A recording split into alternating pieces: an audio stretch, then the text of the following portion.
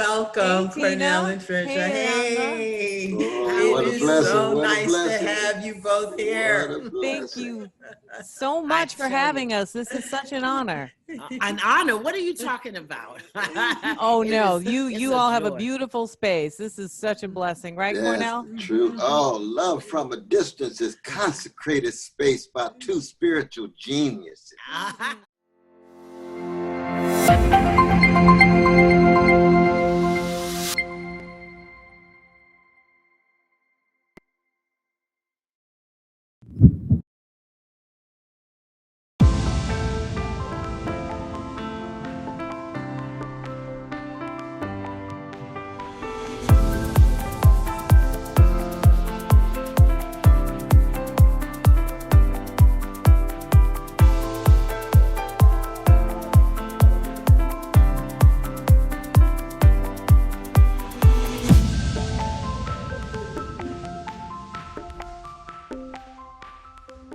Oh, hello again, and welcome to this episode of Love from a Distance, where we turn away from the chaos in the world and focus on the love that's in our hearts. I'm Tina Lifford, and it is great to have you here with us today.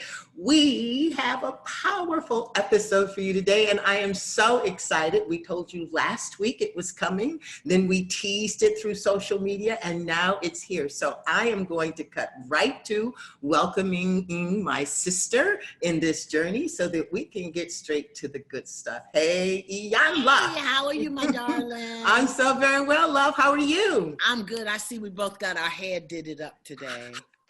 Both have on white. You know, I we did not plan this, No, but we didn't. you The know, great universe minds. did. I Yeah. love it. How was your week? Good?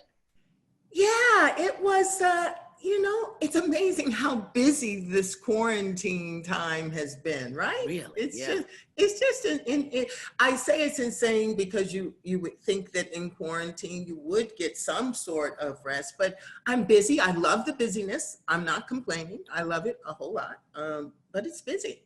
Yeah, today was my graduation for my spiritual warrior program.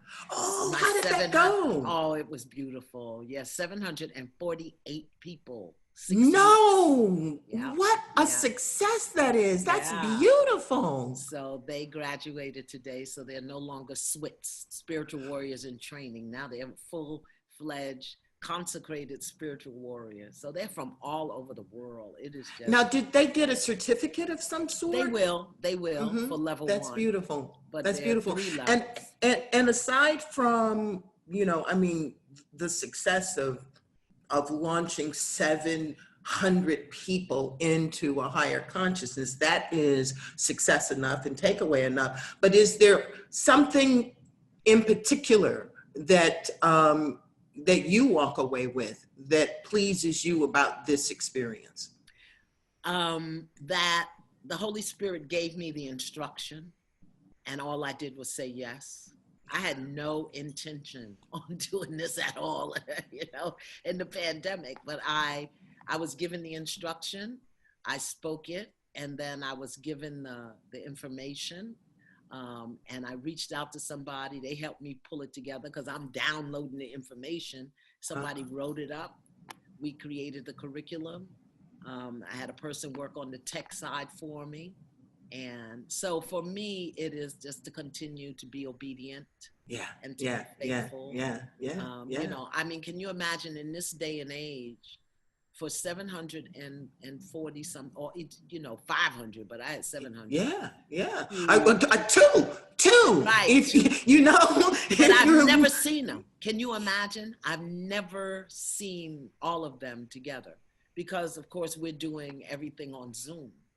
And then when we do our classes, it's webinar style, so they can see us, but I can't see them. I had 10 coaches working with me. Oh, my word. Handle the tribe.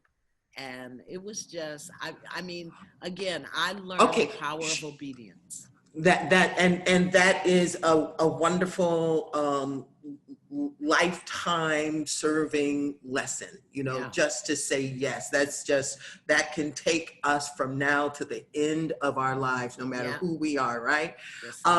One testimonial. Can you remember a testimonial? Because I'm sure you got a lot of wonderful ones.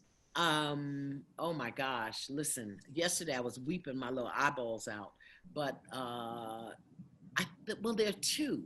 There's was one testimony of a woman who didn't get along with her mother-in-law, and she did the work. She did the work, and she started walking with her mother-in-law.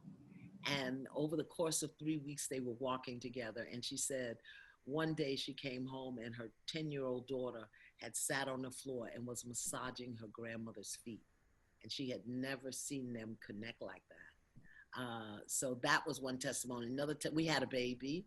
We had a baby girl, that's 7 so pounds wonderful. and I think 13 ounces. She was born to a mama in the commitment tribe. So that was it. And then another woman, I have to tell you this one, a woman who I did a session with her who felt she was unworthy. And that she never went anywhere by herself. She never did anything. Well, she sent us the pictures yesterday where she had gone out. She had got her toes done, and she got her hair cut and her hair done, and she was walking through the park. She had on her catch-a-boo clothes.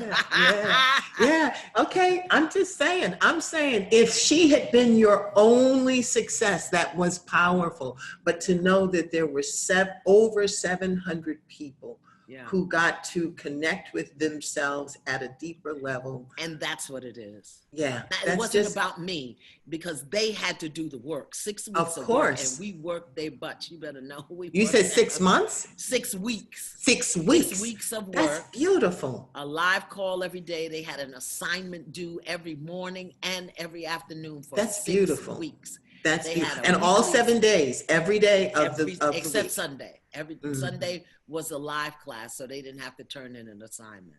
But it was really about them doing the work, coming home to their hearts, and just being mindful. As it would need to be, right? Yeah, it has to be about them, during this pandemic, where people were so busy and freak out that these people decided to take another route. So I'm just so proud of them. And one day I hope to see them. I've never seen all of them. Well, I'm proud of you. I'm proud of the way in which you walk with spirit, and it's a blessing, because we all need to live, or we all can contribute to this world by showing up in it in a way that other people can model and actually achieve a greater level of success. Not, follow me, but model in a way that says, do you at the highest level that you can do you, and here are ways that you can do that. The beauty is that these 700 people we have people in Saudi Arabia, Brazil, South Africa, Ghana, Nigeria, the UK, Germany.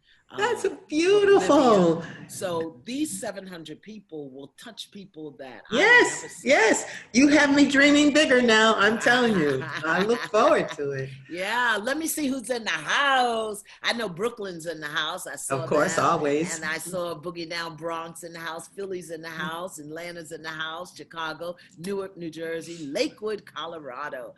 Is it Colorado? Yeah, Colorado. Detroit's in the house, Dayton.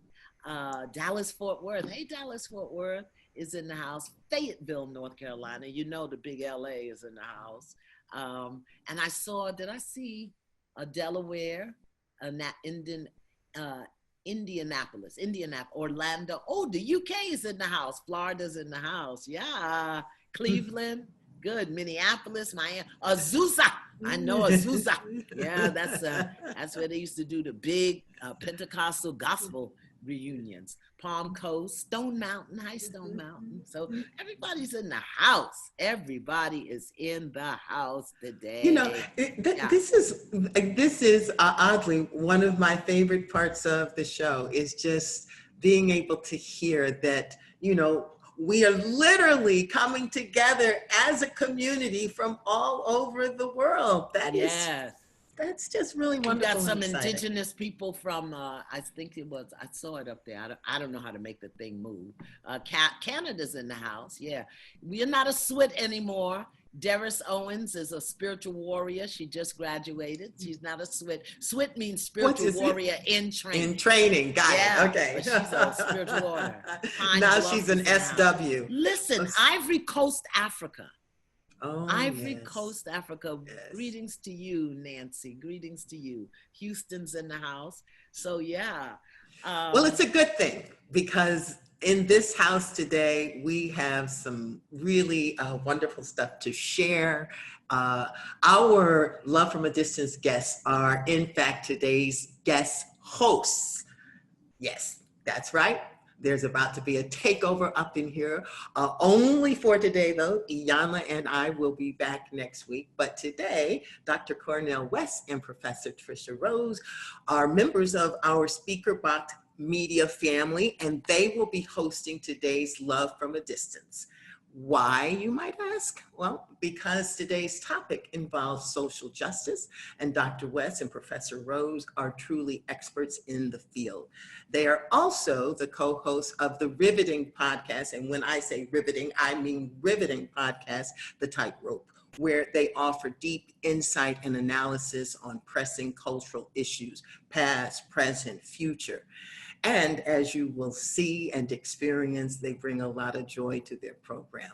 Now, I'd be shocked if anyone in our audience didn't know these two giants, but just in case someone out there has been asleep for the last, I don't know, decade and a half or two. Yeah.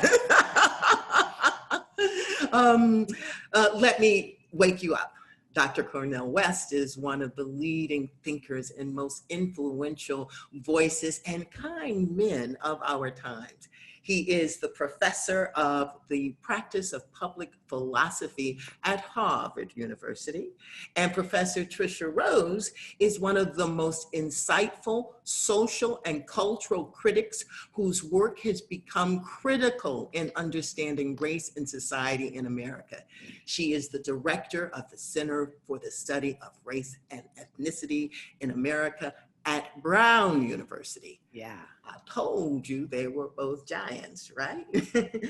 But before we bring them both on, let's take a quick 60-second glimpse into their podcast, The Tightrope. Hi, this is Congresswoman Alexandria Ocasio-Cortez, and I'm on the tightrope. I've been on a tightrope for the last 52 years. I might look a little less mad than I looked at 25, but I'm twice as pissed off. It's a joy to serve the people. It's a joy to be a truth teller. Yeah, well, I appreciate the company I'm keeping here. See, when you're born on the west side of Chicago, oh Lord have mercy. Guess what? He's about to tell you the doggone truth. When I was younger, I didn't feel like I had a jump start. Oh, no, I understand. Prince, what does purple rain really mean? He said, purple rain is the blood in the sky. Even as you try to love, you're always failing. I am always on the tightrope. To listen to you guys talk about one of my songs was really a trip. I love you so much, and I'm so honored. I don't know if we can stay on this tightrope, brother. Wow.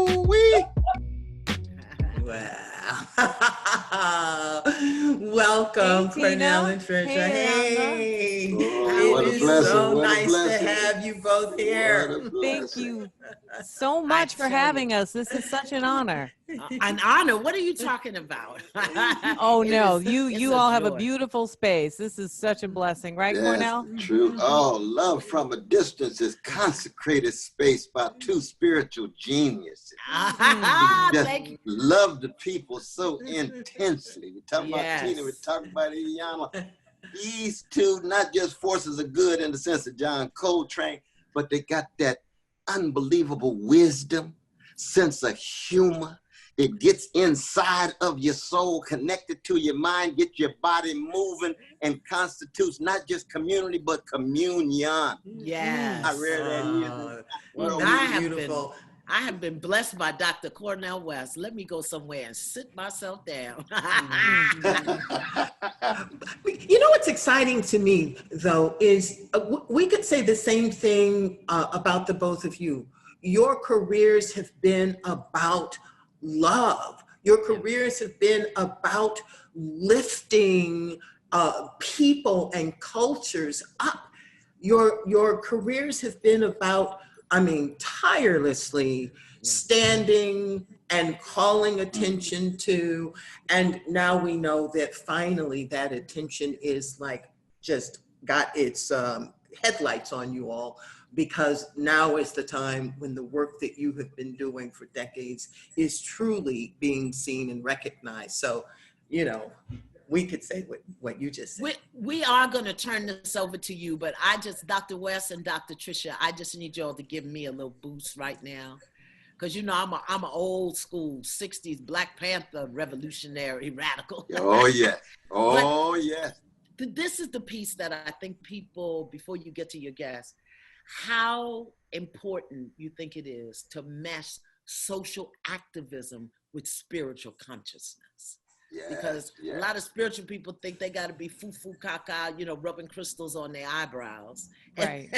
And then the radicals sometimes miss the importance of really having that spiritual grounding and connection. So Yeah. give me a quickie on that, and then I'll go away and leave you alone. You can have my show.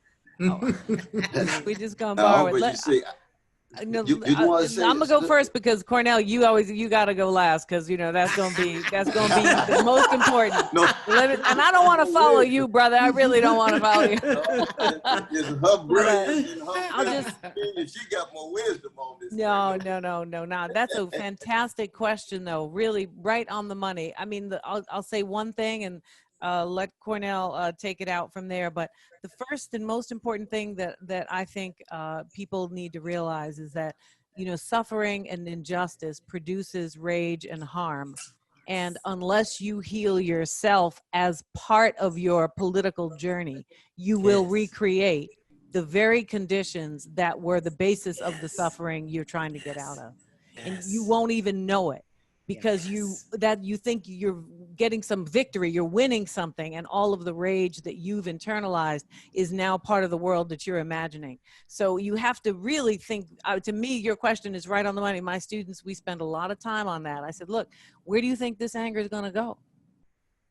Yeah. Where's it going to go if you don't do something with it? Anyway, so for me, that's a very important connection. Thank you, Dr. Absolutely. Rose. And we should say this, that we're part of the same family under our visionary, our dear brother Jeremy Barry. It's a blessing to be able to be part of that love community. But just quickly, any justice that's only justice soon degenerates into something less than justice. Justice is rescued by something deeper than justice, and that's the love. That's why justice is what love looks like in public, not what fairness looks like. It's what love looks like. You have to have something deeper than love to sustain it, or it's going to be sounding brass and tinkling cymbal. But at the same time, tenderness is what love feels like in private. And you see, Black people, we've been not just a people fighting for freedom and justice, we've been a tender people. We try a little tenderness. Irony is tenderoni. We got a tenderness at the center of our concern about each other, our society, and the world. And you all uplift that. You're putting a smile on Aretha's face, John Coltrane's face, Nina Simone's face, Billie Holiday's face. We ain't got through the greatest of them all, Sarah Vaughan, but that's Newark, and we ain't got time to do that. Oh, deep bow to both of you. Deep bow to both of you. Have a wonderful show. Dr. West, I want to talk to you at some point about what the ancestors are doing right now, because they're really on the move. So we need to talk about that. Wonderful, wonderful. Well, we love you. We salute you. We'll see you. We'll have you come to our show. Anytime. And you got to have you on the tightrope because you got to come on the tightrope. Oh yeah, right? We are. This tightrope, the tightrope of trying to stay spiritually wise in the face of. Yeah, right. Well, the ancestors are moving, and you know, one of the things that they're saying is no more of that. But we got to get it together to be moved in alignment with them. So anytime, just call me. I'm not busy. All right, we'll enjoy. Thank you both so much. Absolutely. Well, that was a heck of a start, wasn't it? That was the question. They're so wise. They're so real. Wise. They're so full of so much love and compassion. No, it's really it's beautiful. It is. It's really like a bomb. You really feel it, right? Yes, I mean, absolutely. It really feels that way. That's exactly. It's one thing to talk about love, compassion, sympathy, and empathy. It's another thing to be it. And when you look at both of the sisters, you can just see it and feel it inside of them. And then it's flowing and overflowing. You know what I mean? Yeah, exactly. And, it's really, I think, this healing question, about, how do you get right spiritually? Right now, it feels much more urgent than even any number of other instances in the past, because certain things feel so magnified, right? The hate and violence that Trump is not only verbalizing, but authorizing feels extreme at a level I cannot recall, a sitting president in my lifetime, adult lifetime, I suppose, ushering in. And then there's the social media, right? The kind of, volatility and rage and bile that you would normally not see so intensely. It can really just be constant. So we really need to address this intersection very deeply now. I think more than at any other time I know about. No, it's so true. I mean, we were talking before about Sly Stone's song, Sing a Simple Song. When Larry Graham comes and said, I'm loving, loving, knowing, loving, and over loving too. Knowing, loving, over loving. You overcome by knowing, loving, and overcoming. And that means, in fact, and over loving. And that means, in fact, then that you get your hatred right. You see, when you really love people, you hate the fact they're being treated unfairly. You hate injustice. You hate oppression. You hate domination. You hate subjugation. You hate envy. You hate resentment. You hate all of that stuff. Because your love is directing your spirit in the right venue. Exactly. It's coming through in the right way in which you relate. So nothing wrong with being a hater, but get your hating together. Get your hate right. That's right. And in fact, injustice. You got to hate anytime somebody's being treated unjustly. You see what I mean? That's the kind of love that you get on love from a distance. Right. And, sometimes I wonder if people who hate others so intensely ultimately hate themselves first. That's exactly right. Right. And so they haven't figured out how to love themselves. And sometimes it's harm that has come to them, and I'm empathetic to that. But the harm that they are doing to others is partly because they themselves are filled with so much hate and harm. That's I mean, in a way, the ultimate question is everybody's wounded. What you gonna do with your wounds? Yep. Are you gonna be a wounded hater, a wounded herder? Or are you gonna be a wounded helper and a wounded love warrior? That's the fundamental fork in the road of everybody's life in a certain sense. And it's never too late. We fall short, but we bounce back. That's right. Yeah, we fall short. And, sometimes it takes a little while to learn it because, when you learn to be mistreated and so much, it takes a long time to undo it. Your mind begins to believe what you've been told about yourself, right? Imagine year after year, conscious message, unconscious message, indirect statement, direct practices, narratives in the public sphere, political leaders, teachers. And at some point, it's very hard to figure out how to not be the conclusion of that narrative, right? That's so true. That's true. Hard.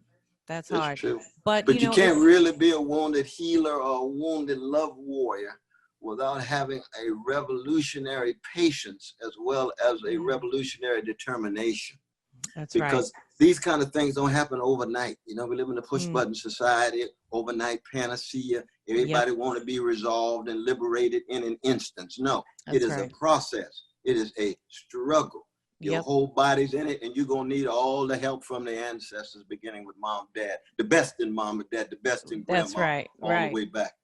That's right. Absolutely. And, there's no question that it's an urgent, immediate marathon. Ooh, that's a powerful way of putting it, man. You got to run like it's a sprint, but you better know you got a marathon, right? Because you can't wait. Maybe I'm going to do it later. It's going to happen at some point. It's got to be, I got to do it now. But I also know that I have to recognize how long it's going to be and pace myself. So it's a real contradictory energy we have to be on, right? That's true. And then you got Sankofa. Yeah, you're not going to be able to dig deep into your roots in the present unless you're tied to the best of your past. And you can't authorize another future unless you're rooted in the greatness of your past. You see? So you running, but you're not running from the past. That's right. That's right. You running with wind at your back. I certainly hope so, because we got enough headwinds. That's for doggone sure. Isn't that the truth? Man, well, the truth. But we still got joy in our hearts. We got a smile on our face, and we got style. You got style. Our two dear sisters, Tina and Iyanla, got all the style. So much style. Woo! Right. I mean, makes a difference. It makes a huge difference. It means style and, intentional style, not shallow style, but a kind of spiritually connected sense of what's going to represent how I am on the inside, right? How can I make the outside look like what I feel like on the inside, which is not the same thing as having a fancy outfit on, And you got to earn it in the funk. You got to earn it in the struggle. But then whatever's inside of you, you're giving it out. You empty yourself. Donate yourself. Give yourself. Sacrifice yourself. Be of service. Why? Because folk were of service to us. They gave so much to us. They sacrificed so much to us. That's right. That's right. That's true. That is true. Well, I'm inspired. I think, in some ways by hopping off the tightrope, we landed on the love train. And we're in the right car. We're in the right car on the love train, and we are very lucky that we've been allowed this extra space for the ability to bring the tightrope and love from a distance together. And I just wanted to thank Tina and Iyanla again for this, because I think they've enriched us. We're already open up on these topics, but I feel like it even added some depth to what we've been thinking about in terms of this connection between the spirit and the commitment and the political arena. And so I should not wait another minute because we have a fantastic guest today who in many ways has been moved in the way that we've been talking about, with an urgency, right? To change directions, to say, I need to respond to the situation as it's happening now, and I need the time to do that. So I'm going to just take a minute to formally introduce our fantastic guest, Renee Montgomery. And then we will talk with her very quickly after that. But she's a native West Virginian, and she is an amazing athlete, completed her 11th season with the WNBA, and now playing for the Atlanta Dream. She won national championships with Yukon Huskies in 2009 and professionally with the Minnesota Lynx in 2015 and 2017. The 2018 WNBA season, she broke a league record for the most three-point shots in a half, which is remarkable. And in addition to her basketball career, Renee has started her own nonprofit, the Renee Montgomery Foundation, RMF, whose mission is to provide fun experiences to youth and families and teach them life lessons through principles learned in sports. Also, off the court, what we really want to explore today is the fact that she has decided to opt out for this upcoming 2020 WNBA basketball season so she could focus on social justice and social change.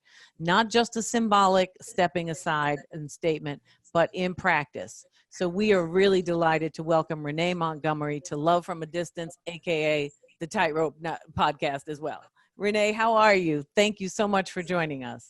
Well, thank you guys for having me. I'm excited to be here. So thank you for having me. I'm ready to talk. All right. Well, go on. Don't let us talk. Jump right on in, honey. We've been talking a long way now. We're happy to listen to you. Go on. What you got? Oh, no, I wanted to talk to you guys. No, okay. I thought you were full of a thought. I'm agreeing to the chat that you guys started off, you knocked it out the park. So I'm like, what we doing? I'm ready to go. Yeah, well, look, you got enough championships. We know you're ready to go now. You don't get to be a champion like that unless you're ready to go all the time. So I'll just say just right off the top, can you share with us, how you made this decision? I mean, you are an incredibly excellent top shelf basketball player, and that takes a lot of time, energy, and serious commitment. I actually played basketball many, many years ago for a long time before there was a WNBA, so it was not even an aspiration, but it takes a lot. I mean, I can personally say it's a tremendous commitment. For you to set that down, given all the excellence you've accrued, and to turn to this movement and see what you can do, that sounds like a very powerful, complex decision. Can you share with us how you came to that and you know, what that journey has been about? It was difficult for those reasons. You know, I've been playing basketball since I was 10. So it's been the thing that I've done my whole life. It's my comfort. So when I stepped aside, it was leaving my comfort zone. That was the hardest thing for me. You know, a lot of people thought about, you know, the financials and the different things, and those are a hit as well. But for me, it's stepping outside of this bubble, this comfort zone that I have, that I've lived in my whole life. You know, I've been an athlete my whole life. Everybody knows me as Renee, the basketball player. So when I leave that, I'm almost leaving a part of my identity. So that was the difficult part of just, will I be okay not being the basketball player for this season? Oh, Lord. Well, let me just first say that I salute you, because when I see you, I see inside of you this great tradition that's just flowing. And it's a tradition of love and excellence, love of excellence. Some of our greatest love warriors have been athletes like Muhammad Ali, Althea Gibson, Curtis Flood, John Carlos, Tommy Smith, Brother Colin himself, Kaepernick. And so for you to engage in this love witness at this particular moment in your life, what went into the decision? That's the first question. But then my second question is, how do you account for the love inside of you? Is that mama? Is that daddy? Is that grandmama and granddaddy in West Virginia? Is that church, mosque, synagogue, temple? Say something about what went into you in relation to this great decision that you made. You hit it on the head. I'm going to start with the second question because I'm that excited about that question. It's my family. It's how I was raised. I was born in. So people know what that means. When I say I was born in the pews, like Sunday and Wednesday were church. That's period. So whenever you're born in the pews, I'm the granddaughter of a Baptist minister. I was born there. So I know we heard a lot when I was watching Be of Service. That's the Christian way. So that's how I was raised. So I think that a lot of things that I think are normal, that come natural to me, I was taught so young that I just assumed that was the normal for everyone. And so that's a tribute to my parents, you know, my family, just the surrounding that I've been in growing up my whole life.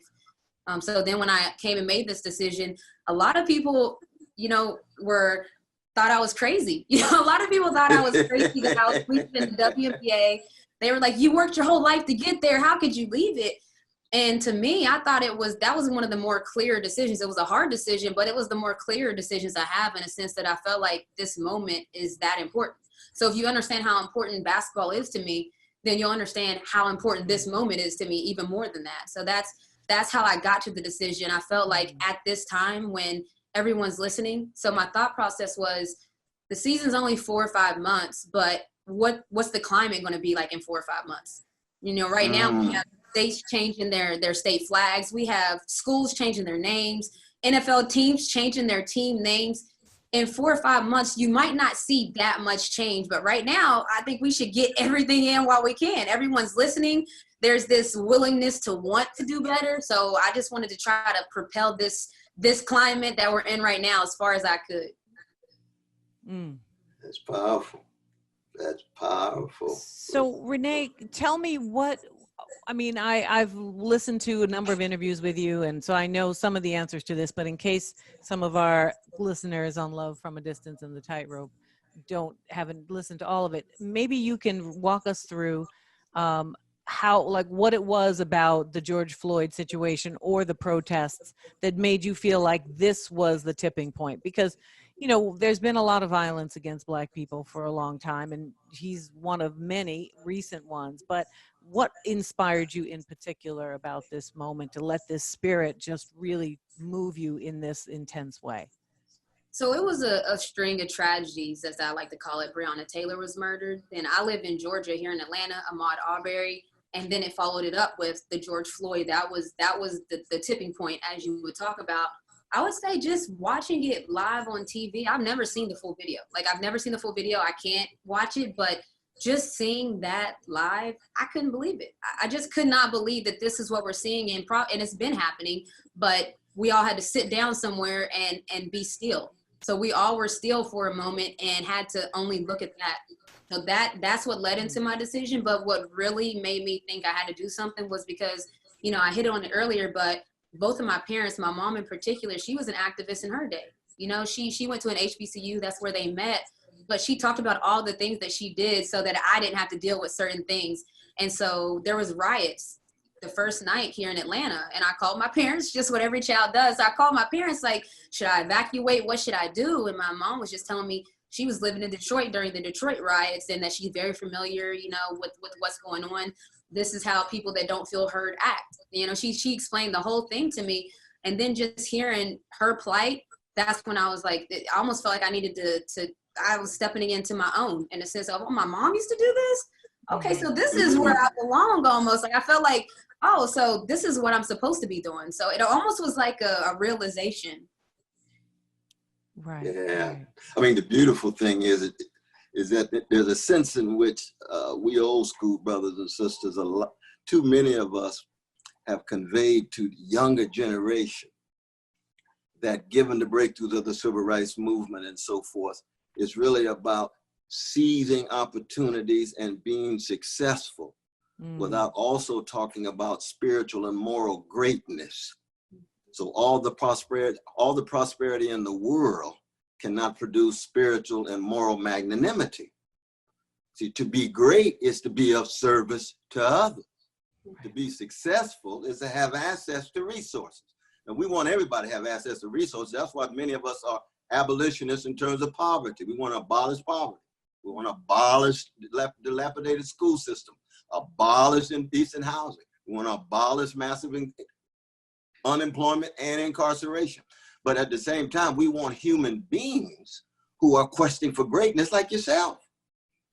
And we live in a society where, like, most people seem to be just distracted from distractions by distractions. That's what the whole culture is. It's just full of weapons of distraction. Yeah. So you can get all the pleasure in the world, don't have no joy. You get all the bodily titillation in the world and don't have no caring and nurturing. Well, that's what spirituality is all about. Tricia has talked about this with tremendous wisdom, insight, and profundity, going all the way back to Black Noise through her contemporary work in the academy. You know how rare that is in the academy. Lord have mercy. Woo. But let me ask you this. No, exactly what do you plan to do? What has God called you to do as servant and as great athlete and freedom fighter that you are on the court as you move now into this other arena, as it were? So two things, you know, I wanted to stay where I felt comfortable. And in basketball, I've been a point guard my whole life. And being a point guard means you have to be a high communicator. You know, in basketball, things are happening so fast. I have to be able to communicate quick, but the right way, because, you know, there's egos in sports. So I have to make sure my delivery is on point. And I have to do that in the trenches. So I've learned to communicate at a high level just from being in sports so long. So I'm going to take that and use that skill set off the court. And I'm going to have two different initiatives. Both are going to be education, because I think education is how you move things forward. So the first thing is a voters registration campaign, and it's called Remember the 3rd of November, because we have a lot of passion right now and a lot of energy, and I want to make that an action item by voting. And so Remember the 3rd of November, it's not going to be about who to vote for or things of that nature. It's going to be about what are the responsibilities of your local and federal government. You know, a lot of people don't know what a mayor actually does, what a governor does. What are their responsibilities? Because then once you understand that, you can connect it to your everyday life. For the people that don't think that it's important to vote, trying to connect those dots to this is why it's important to vote. If you don't like this, then this controls this, so you need to vote and then have a say in your life. So that's the first campaign. And then the second thing is going to be HBCU based, because right now you see a lot of different schools that they're shutting down programs, they're doing different things of that nature. HBCUs were already functioning at a lower money level. So they're really taking a hard hit during this pandemic. My mom was a college professor at West Virginia State University for 30 years. And something she told me that would break her heart was the amount of students that had to drop out for amounts of 100 to 1,000. Just that little amount, they couldn't get there. They couldn't get that last push, and they had to drop out of school together. So I'm going to have an initiative called The Last Yard, and that's going to help students get that last push of that last amount that they need so that they can stay in school and continue their journey. the other school, we're picking 2 HBCUs, and the second school is going to be Morris Brown. And if people don't know, that school has a rich historical tradition. They were the only school founded by former slaves, and they 20 years ago, this is the Cliff Notes version, but 20 years ago, they lost their accreditation. They've been working. 17 months ago, they started working to get it back. They've zeroed out their debt, but now they need some funds to show that they can sustain and be a functioning university. So people are asking, a lot of people are like, how will you know if it's worth it? And I'm like, all right, for me, it's already worth it. But for people that need that ROI, then saving Morris Brown in a sense of getting it back to thriving to what it once was, I think that that would be really important in this climate, because that's history that we just can't let just fall off. Right. Wow. That's powerful. That's really, really rich. So let me ask you a question about the context of the WNBA right now, because it seems that you are part of a cohort of a number of women who are protesting in different ways, right? You're taking time off to focus on these fantastic initiatives, but many women, if not all of the players, recently just walked off the court during the national anthem. Am I getting that right?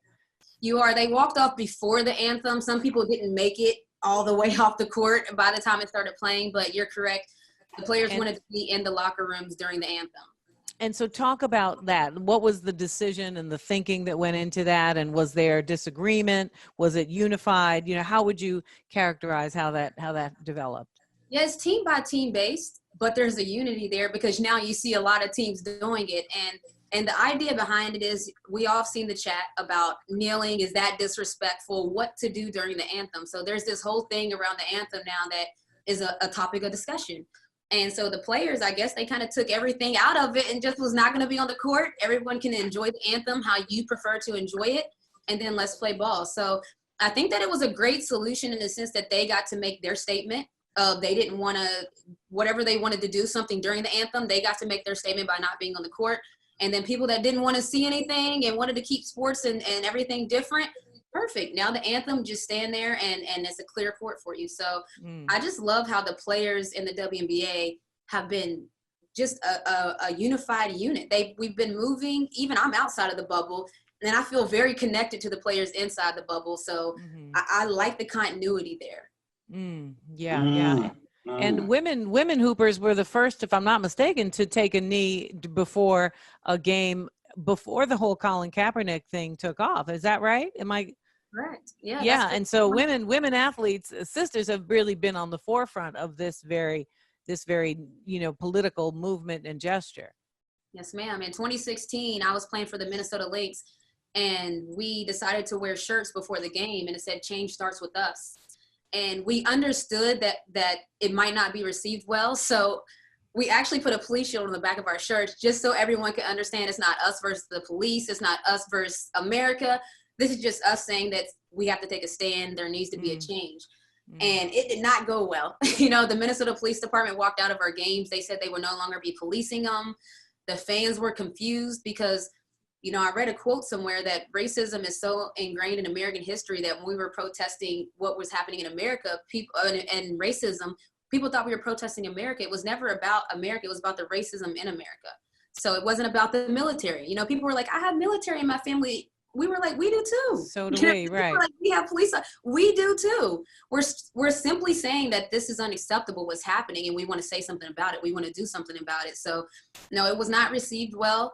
That following football season is when Kaepernick took a knee. So 2016 was the year where a lot of things started happening as far as athletes activism is concerned.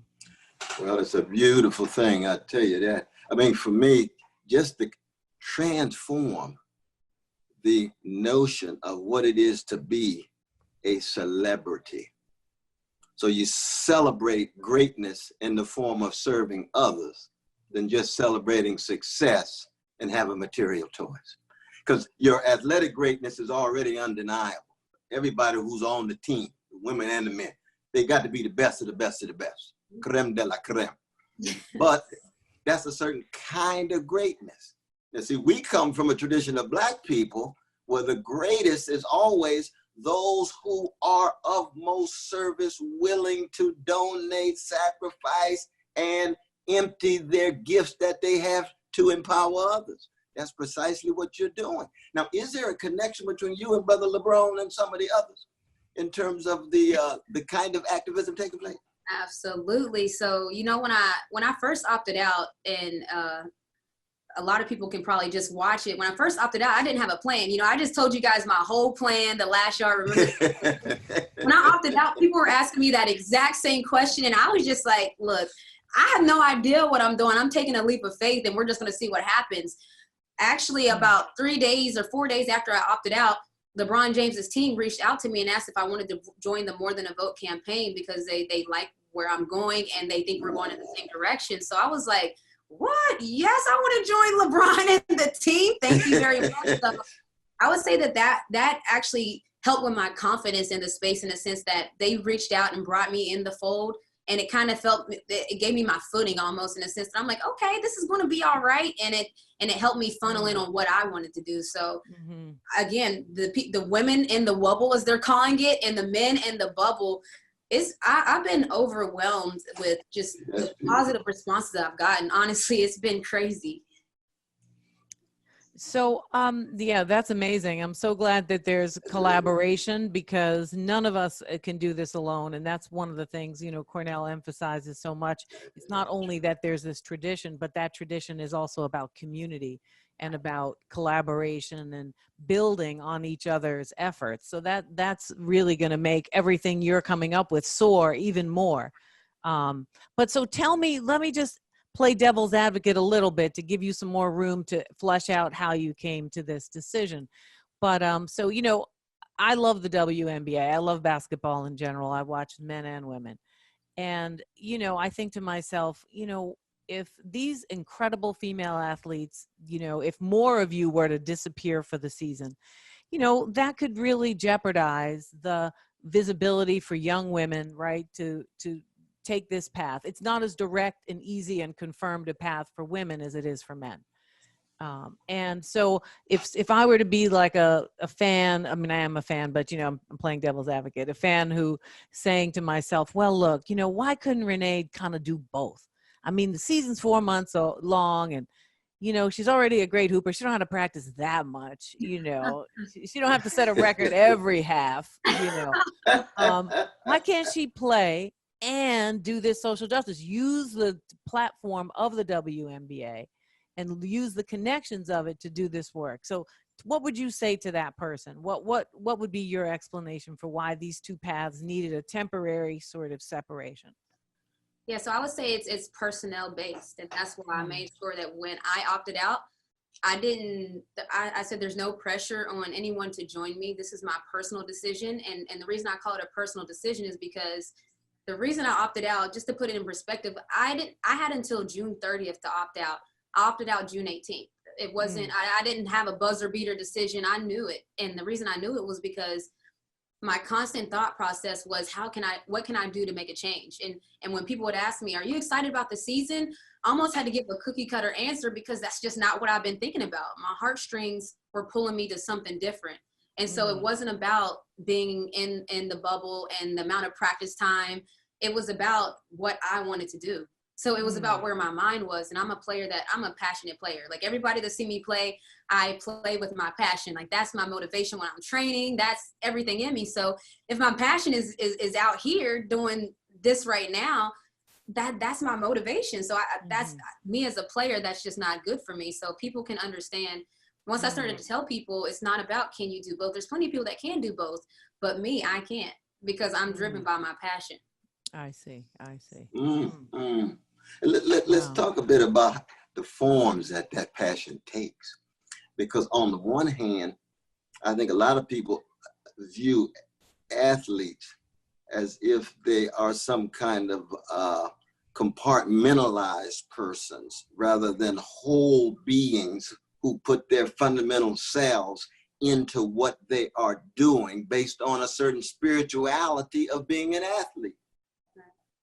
And then to be a life athlete, or an athlete who is engaging in life, those on the court, like yourself, and those in life, like yourself, can allow that spillover, the self-respect, the self-discipline, the self-regard, and the courage and the vision and so forth. Say a word about the kind of spirituality of being an athlete that in a way you think is often misunderstood from the larger perspective.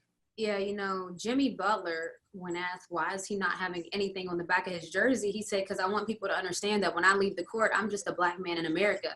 And I think that that's the duality that's they see me as an athlete and they're like, well, you're living a great life. Like, what's the problem? And I'm like, when I'm on the court and you guys are cheering for us, it is a great life. You know, I'm an athlete. I'm a professional athlete. So that comes along with a lot of bells and whistles. But when I come home and I'm sitting here looking at my TV screen, I'm looking at everything you guys are looking at, and I'm thinking about my nephews being 6'5" and 6'4", and that's the first thing they said about George Floyd, his stature. That's why 3 men had to kneel on him, his stature. And I'm like, well, my nephews are 6'5" and 6'4". What does that say for them? So for me, that was alarming, because I can't just go through life and constantly be worried about something and not feel like I'm doing something about it. So I think that people have a hard time separating the woman and the athlete. But for us, I'm a black woman playing in the WNBA. That's me, like the whole sentence. Most people just want us to be a person playing in the WNBA. I'm a black woman playing in the WNBA. And so because of that, after the games, I'm a black woman in America. People, if I get pulled over, a lot of people won't care. A lot of police officers won't care that I play in the WNBA. They might not know, you know, they just might not, we're not recognizable as the NBA. So for me, that's why. Yeah, can you hear us, Renee? Yeah, you can't hear me? Yeah, no, I could. I just thought you cut out for a second. Oh, no. No, you know, I want to follow up on what you just said, because I think it's really important. I'm so glad Cornel encouraged that direction. You know, one of the real dangers of celebrity for Black people is this illusion that that celebrity transcends the collective experience of the kind of hate and targeting that Black people face. And so you get seen as somebody who's somehow Black and accepted, and for many Americans that translates into we accept all Black people, when in fact it's quite the opposite. We accept those we know. I often tell people, look, if police were to run into Shaquille O'Neal on a dark street and not already know he was Shaquille O'Neal, it would definitely not end well. And that recognition is something that I think we really need to hammer home, because again, celebrity seems to supersede this experience, but it really doesn't. And of course, there's all of everyone's families and relatives, but even the perception of athletes as exceptional athletes, and somehow that exceptional nature transcending the racial experience, is a really big part of the myth. So that's why it's so powerful that so many athletes are taking such an explicit and leadership role, really, frankly, in some cases, more leadership than people who are supposed to be leaders. You know what I mean, Corn? Oh, absolutely. That is the truth. That is the truth. And you are one of them. Yes, I'll tell you that right now. But I've got a personal question, which is, who would be some of the writers and literary artists who inspire you? And who are some of the musicians who inspire you? And how does that come together inside of your heart, mind, soul, and body? Okay, so I'm going to start with music, because music is a huge passion of mine. And I would just say gospel. When we talk about inspire and give me the joy I can't explain, we're talking about, oh, yes. You know, we're talking about, so if we're talking about what inspires me, I would say gospel music. Gospel music has the ability just to make me cry at the drop of a dime. Nothing's wrong. Nothing's even wrong. I'm just crying because it's so beautiful. So I would say gospel music, it speaks to me definitely. I need the A, B, C, and D selection. If I'm at church, I want all of it. I need all of them. A, B, and C. I need the youth choir, the youth choir, the senior choir. I want it all. Like that me. As far as literary, I would say I need to dive more into it. You know, I don't have a favorite. My literary writer that I enjoy the most is my mom. And that's going to sound crazy. she's been my teacher my whole life. And But she's been a distinguished professor, you say that? Yeah, she's a professor at the university. I mean, the university, West Virginia State University. But that's who taught me. So when people are saying they like what I'm saying and, oh, how are you thinking like this? I'm like, that's how I was raised. So I would say that the way that she's talked to me, the way that she's taught me, I've read plenty of her things. She came up with The Last Yard. So I need to say that, like, the whole program, The Last Yard, that's her program that I'm doing for my mom. Oh, that's powerful. My mom is the biggest inspiration when it comes to that. That's wonderful. That's so exciting. Wow. That's beautiful. So before we move on from this, I want to make sure people know where they can reach out to you to be involved in what you're doing and join forces. So spend just a couple of minutes outlining where people can get in touch, how they can either donate time, energy, talents, resources, et cetera, and so on. Because, as we were saying earlier, it's an urgent moment. So we don't want to miss an opportunity to connect people to your work. Oh, I love that. Thank you for that. Absolutely. The way that they can get in touch with me on social media, my foundation, as you so kindly told them, it's Renee Montgomery Foundation. It's shortened as RMF. So RMF Nonprofit on Instagram and Twitter. I would say go there to follow the journey. RMF21.org is the website, RMF21.org. I would just say I like people to join the journey. So even if you can't donate money because it'll be a fundraiser, even if you can't, be here, most of the stuff is going to be virtual. But I would say join the journey, as in support is an action verb, a like, a retweet, companies like that. So if I'm trying to get companies to support Moments Equal Momentum, and that's what both of my initiatives are going to be under. Well, if they see that it has a lot of support, then they want to support it. So I would just say it doesn't have to be a monetary thing. I would just love the support going forward, because this is going to be a big journey that we're all taking on, and I want as many people on board as possible. For sure. And word of mouth makes a big difference. Are you going to be doing tours and lectures in churches and places? I'm going to be doing a lot of talking, but I believe that conversations change things. I really do. I think that it changes people's perspectives. I've talked to a lot of universities already, Wharton, I've talked to Georgia Tech here, UConn, I'm going to be talking to UConn.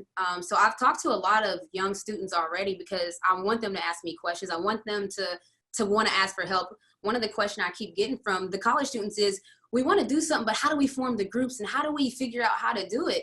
And I'm like, y'all use social media all day and you want to tell me you can't find a group on social media that thinks like you? Hashtag whatever you think.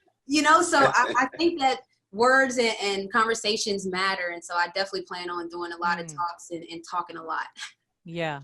And, part of it is there's so much to do, right? There's no shortage of stuff we need to be doing, that I think it can be overwhelming, right? You get on social media, you don't even know where to begin. But I like the focus of your two initiatives, because there'll be not only concrete outcomes, but if you can get people to see how important local voting is, right? That the impact there could be very dramatic.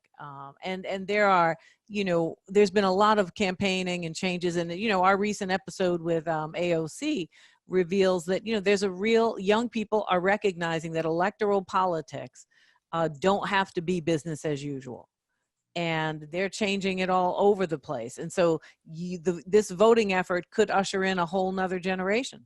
And that's desperately what we need.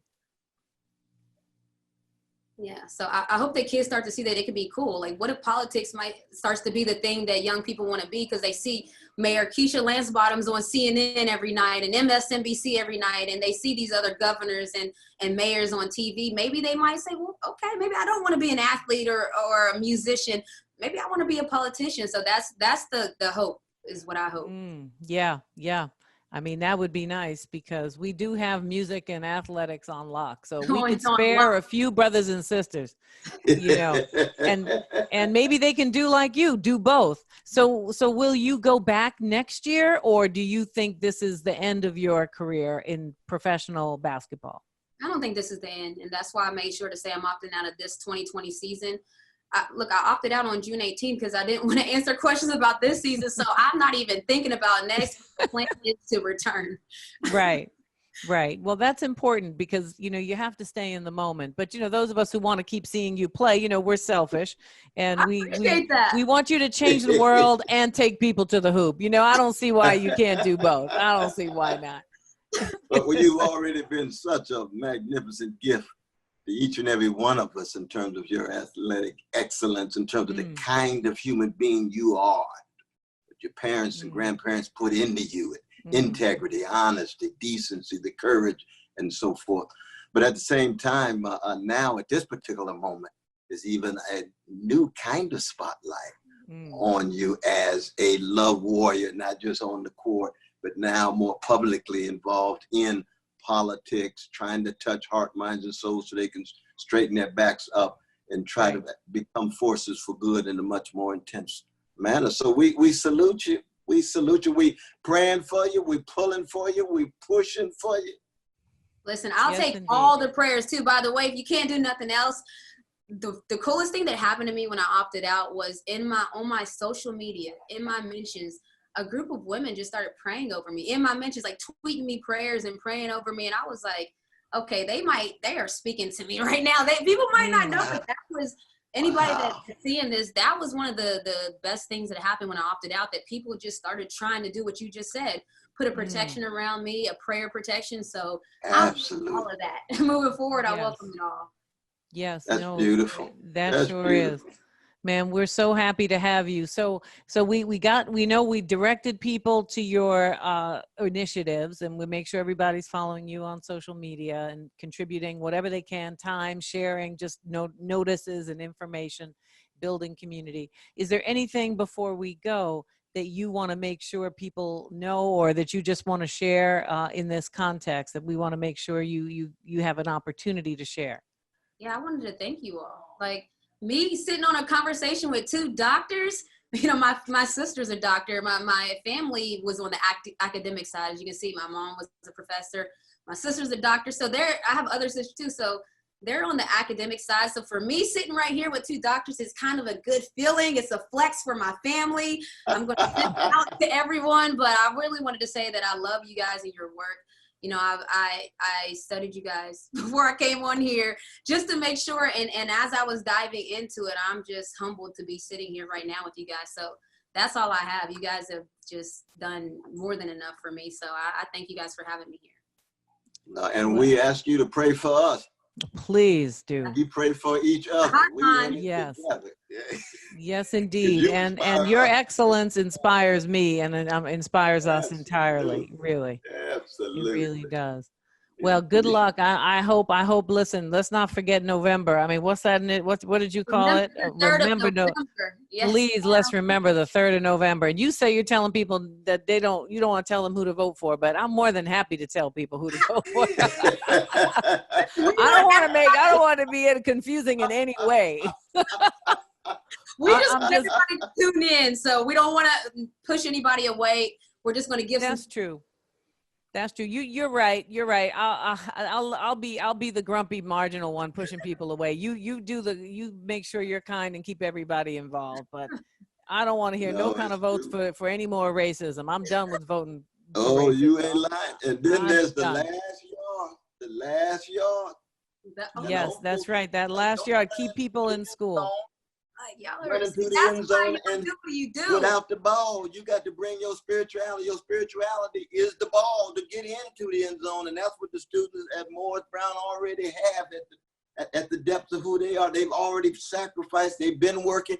All they want to do is just get across the line. They got the ball with them. They got their spirituality, their integrity. They got that deep love, and that has to be cultivated over time. That's right. That's a beautiful thing. Yes, indeed.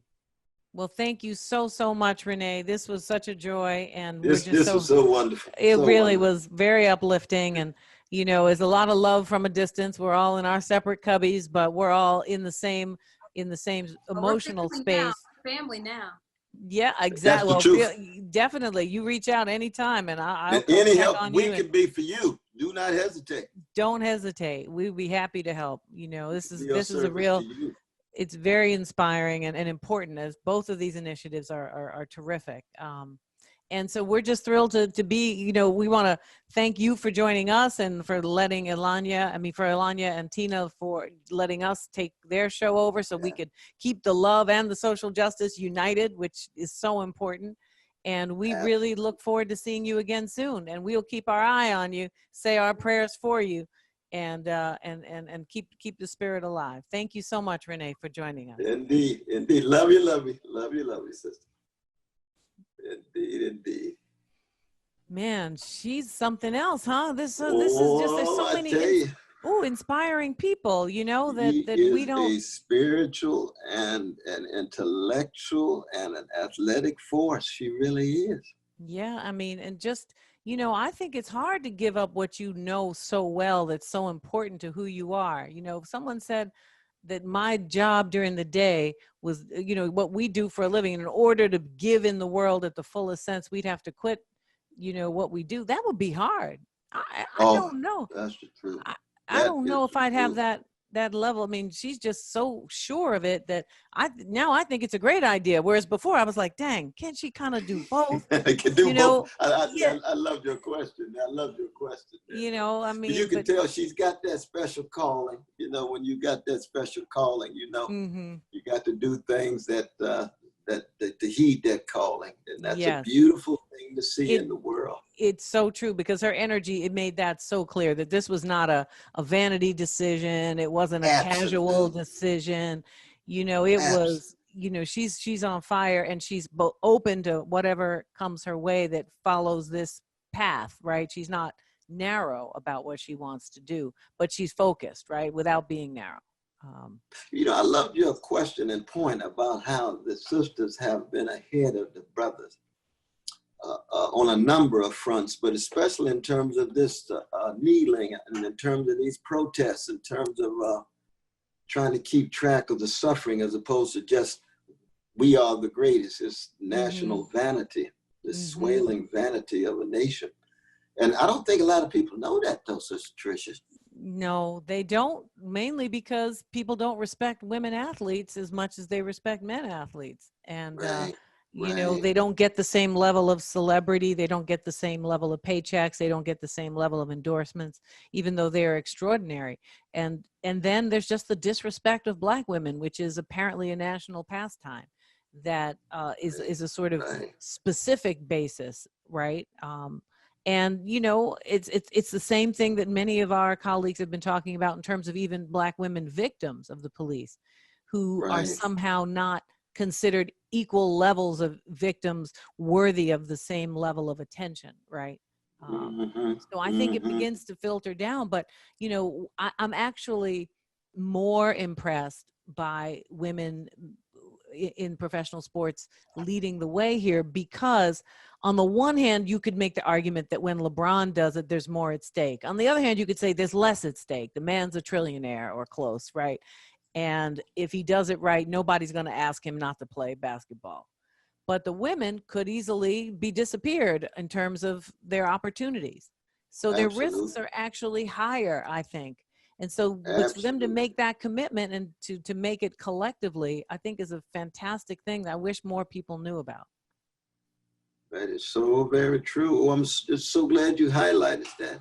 Well, thank you for bringing it back around. Yeah, and she gave us from the a distance here. This space enables this kind of discussion in which people talk about politics, you talk about economics, you talk about social challenges, but always undergirded by that rich spirituality, that genuine love and empathy and sympathy, what Ashford and Simpson call the real thing. Yes. No fakes, no phonies, no simulacra, no semblances, the real thing. No, we try. And it's harder and harder because the real looks like the fake. It's so rare. It's true. It's very true. It's so rare. You'd be thinking, well, are you sure it's real? No. But it is. But in the end, when Ashford and Simpson say, give me something real, ain't nothing like the real thing. You just gotta, have you ever tried it for yourself? Still getting the second hand from somebody else. Now see, that real thing has been tried and true. You know what I mean? Tried and true. Yes, indeed. No, that's Nothing true. like it. And once I guess it's one of those things. Once you know what it feels like, you don't ever forget it. Oh yeah. You remember that song by Luther Vandross? Which one? They what is it? Once you know how, once you've been how, then you never have to worry about whether you got the real thing or not, because Yes, it's I hit. can't remember the name of that, but yes, we gonna Once have you to. know how, you never. Oh, I can't remember. You know, Yeah, Luther we just gonna laid come out. back. We gonna we need to do that Ooh, too. We need to do some episodes on some songs because oh yeah, I'm telling because you, you the today musicians keep it real.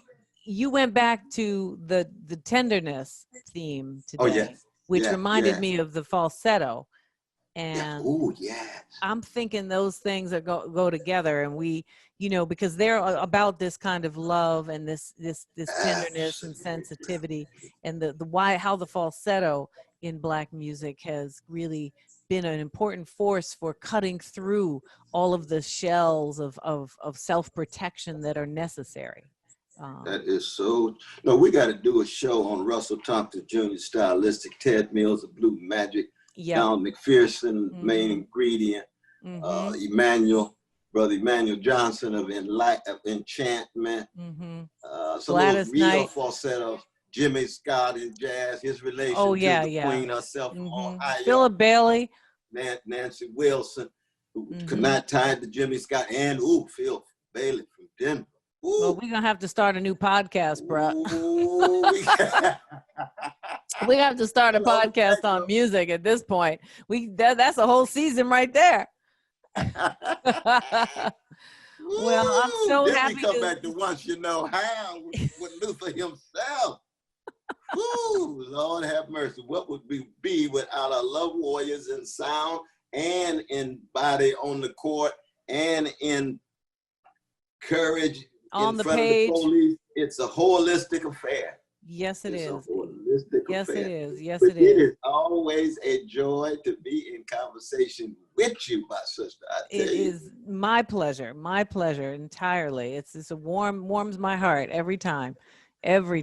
So we have to thank Iyanla and Tina again for having us and allowing us to be a part of their show and their amazing community of people from all over the world over the world. Yes, that they mentioned at the outset. I mean, that's a fantastic community. So thank you all for staying with us and for letting us be a part of your world. We hope you all will come see us on the tightrope, and we're going to try to bring Tina and Iyanla there too, so that we can keep cross-fertilizing the conversation. But visit us on the tightrope, youtube.com/the tightrope pod, or download us anywhere. You know how to find us. We're on social media all over the place. And until then, stay strong and stay on that tightrope and keep love in your heart as much as you can.